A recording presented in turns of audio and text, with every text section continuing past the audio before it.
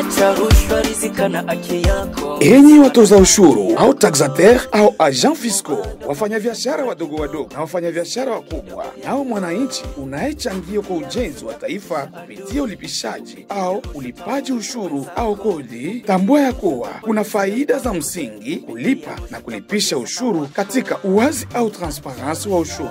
Ni kanuni ya msingi ambayo inahakikisha usimamizi mzuri wa rasilimali za umma. Inaruhusu wananchi kuelewa jinsi fedha za umma zinavyokusanywa na kutumika. Serikali yetu inapotekeleza uwazi, transparency wa fedha za ushuru, huweka hali ya kuaminiana na raia wake, jambo ambalo changia katika uhamasishaji na kukuza mfuko wa serikali, trésor public, pia ujenzi bora na maendeleo ya wananchi.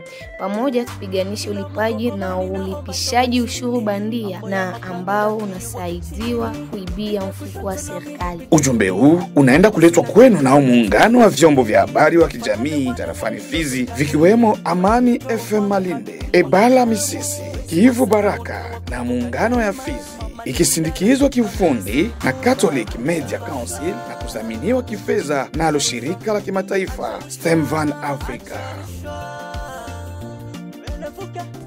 Fungue macho, acha rushwa.